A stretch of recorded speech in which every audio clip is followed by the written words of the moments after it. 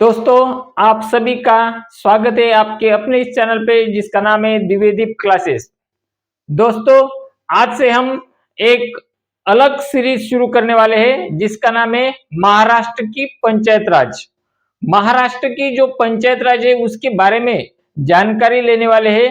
तो आज का जो टॉपिक है वो है महाराष्ट्र की ग्राम पंचायत। तो ग्राम पंचायत शुरू होने के पहले जो हिस्ट्री है उस हिस्ट्री के बारे में हम आज जानकारी लेने वाले हैं। दोस्तों, महाराष्ट्र सरकार ने वसंतराव नाईक की अध्यक्षता में एक लोकतांत्रिक विकेंद्रीकरण समिति नियुक्त की। यह समिति इस बात पर विचार करने के लिए नियुक्त की गई थी कि पंचायत राज की संरचना कैसे की जा सकती है। दोस्तों, वसंतराव नाईक के अध्यक्षता में एक समिति नियुक्त की गई और समिति में लोकतांत्रिक विकेंद्रीकरण करने के लिए क्या किया जा सकता है इसके बारे में जानकारी लेने के लिए यह समिति नियुक्त की गई थी। और लोकतांत्रिक विकेंद्रीकरण की संरचना कैसी की जा सकती है इसके बारे में भी जानकारी लेने के लिए यह समिति नियुक्त की गई थी। दोस्तों, इस नाईक समिति ने सुझाव दिया कि योजना और विकास में जिले का एक प्रमुख कारण माना जाना चाहिए। वसंतराव नाईक ने यह बताया कि जो जिला है उस जिला का पंचायत राज में एक मुख्य कारण माना जाना चाहिए, यानी जिला एक मेन होना चाहिए। नाईक समिति द्वारा की गई सिफारिशों के अनुसार 1961 में महाराष्ट्र जिला परिषद और पंचायत समिति अधिनियम पारित किया गया था। जो सूचनाएं नाईक समिति ने दी तो उस सूचना के अनुसार महाराष्ट्र गवर्नमेंट ने 1961 में एक अधिनियम पारित किया गया जिस अधिनियम का नाम है महाराष्ट्र जिला परिषद और पंचायत समिति अधिनियम। यह क्वेश्चन हमें आ सकता है कि महाराष्ट्र जिला परिषद और पंचायत समिति अधिनियम कब पारित हुआ, तो उसका आंसर है 1961। इसके बाद ये जो रूल है, ये जो अधिनियम है, इस अधिनियम के अनुसार 1 मई 1962 को महाराष्ट्र में पंचायत राज की स्थापना की गई। दोस्तों, हमें यह भी क्वेश्चन आ सकता है कि महाराष्ट्र राज्य में पंचायत राज्य की स्थापना कब की गई। हमें क्या लगता है 1961 में एक अधिनियम पास हुआ तो उसके हिसाब से 1961 ये आंसर होगा, लेकिन ये रॉन्ग है। महाराष्ट्र गवर्नमेंट ने 1 मई 1962 को महाराष्ट्र में पंचायत राज्य की स्थापना की गई।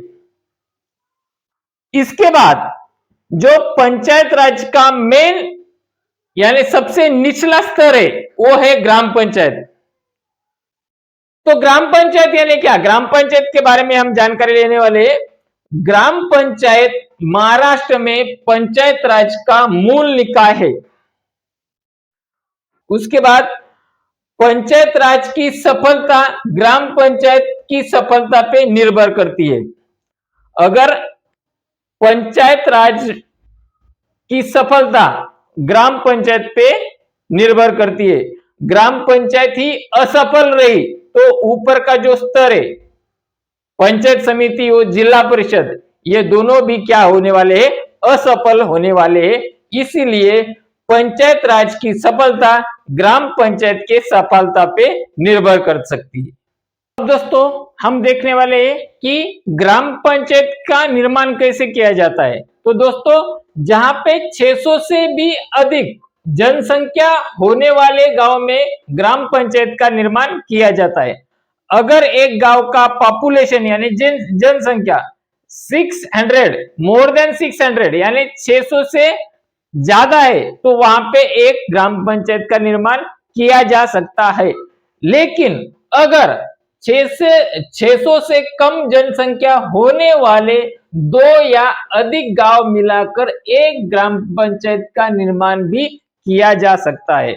अगर किसी गांव का पॉपुलेशन यानी जनसंख्या 600 से कम है यानी 500 है तो ऐसे में क्या किया जाता है, वहां के आजू बाजू के 2 या 3 गांव मिलाकर एक ग्राम पंचायत का निर्माण किया जाता है और ऐसे ग्राम पंचायत को इसे समूह ग्राम पंचायत समूह ग्राम पंचायत या गट ग्राम पंचायत भी कहा जाता है।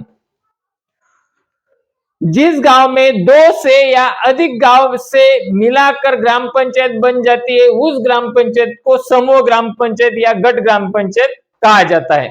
अब दोस्तों, कौन से गांव में कितनी पॉपुलेशन है, कौन से गांव में कितनी जनसंख्या है, इसके आधार पर वहां के सदस्यों की स्वीकृत संख्या निर्भर की जा सकती है। यानी अगर एक गांव में 600 से लेकर 1500 तक 600 टू 1500 तक पॉपुलेशन रही, जनसंख्या रही, तो वहां पे 7 सदस्यों को चुना जाता है। उसके बाद 1500 से अधिक यानी 3000 तक अगर जनसंख्या रही तो वहां पे 9 सदस्यों का चयन किया जाता है। 3000 से भी अधिक और 4500 तक अगर जनसंख्या रही तो वहां पे 11 सदस्यों का चयन किया जाता है। 4500 से ज्यादा और 6000 से कम जनसंख्या रही तो वहां पे 13 सदस्यों का चयन किया जाता है और 6000 से 7500 तक जनसंख्या रही तो वहां पे 15 सदस्यों का चयन किया जाता है और 7500 से भी अधिक जनसंख्या रही तो वहां पे 17 सदस्य की संख्या रहती है और 17 से भी अधिक रही तो वहां पे नगर पालिका का निर्माण यानी नगर परिषद का निर्माण किया जाता है। दोस्तों, अब ये जो ग्राम पंचायत है ये ग्राम पंचायत सदस्यों का यानी पंचों का चयन वार्डवार होता है। यानी ये जो सदस्य है ये किससे चुने जाते हैं, वार्ड से चुने जाते हैं और हर वार्ड में 2 या 3 सीटें होती है। एक वार्ड में 2 या 3 सीटों का चयन किया जाता है और ये जो वार्ड है इस वार्ड की घोषणा तहसील द्वारा वार्ड की घोषणा की जाती है। ये जो वार्ड बनाए जाते हैं गांव में 2 वार्ड 3 वार्ड या 4 वार्ड, तो इस वार्ड की घोषणा कौन करता है, तहसीलदार करता है। इसके बाद दोस्तों, ग्राम पंचायत सदस्यों का कार्यकाल 5 वर्षों का होता है।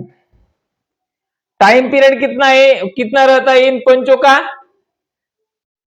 जो व्यक्ति ग्राम पंचायत पे चुनकर जाते हैं उनका टाइम पीरियड रहता है 5 साल का।